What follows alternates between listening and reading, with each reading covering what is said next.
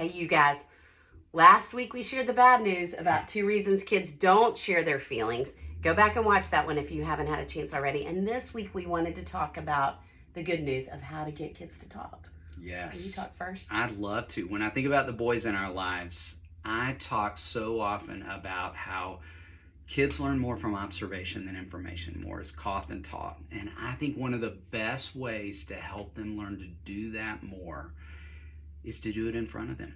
And I really want to challenge any dads, any men listening in particular, because I do think boys have a lot of opportunities to sit front row and watch the women in their lives, their moms, their teachers, different women that they love and trust, talk out of their experience in really open and helpful ways. And I don't think boys as often get to see that emotions reside in the life of a man. And so when we sit around the dinner table, dads, I really want to challenge you to, as you talk about your day, say things like, you know what, I felt really nervous today. I had to give a presentation to the board of directors, and here's what I did right before that presentation that helped me. Or I think I said something or did something that hurt a colleague today, and I want to circle back and check in with them. Boys need to sit front row and hear the men in their lives report those kind of things, and how important I think that is to their overall learning, because boys are primarily experiential learners. So they're going to learn so much by just being in the midst of those kind of conversations, and then hopefully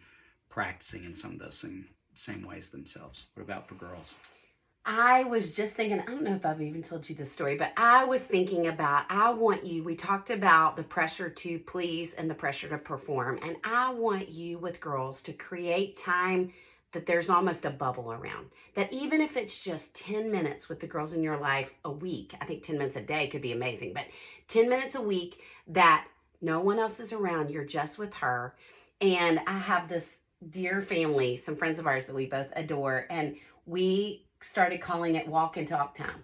That's awesome. And so they take their dog for a walk, and we talk so much about shoulder to shoulder time and how kids can share more in those times, especially if it's something vulnerable, which often feelings are. And so that you create some walk and talk time with your kids in the next few weeks, and that you think about either 3 feelings you can ask them about, or you could even say, boy, when I was in 2nd grade, I remember feeling worried when.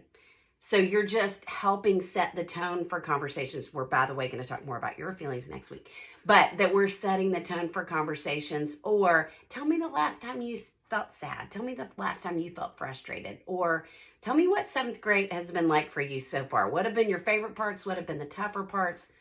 Or if they're harder to get them to talk about themselves, you can often ask kids about someone else. Tell me what your friends would say is something new about 7th grade, or something they wouldn't have expected. That's kind of a key with them. But I think to create time for girls that they're just sucked out of the pressure cooker environment and just having time with you, where we're not, I'm so guilty of hurrying all the time, where we're not hurrying, moving to the next thing, where they don't feel like there's an agenda, that there's just some time and space that they have, that they know they get to have time with you and get to talk and share with you. That would be my recommendation. And if you want to do a deeper dive, tell them where they can go.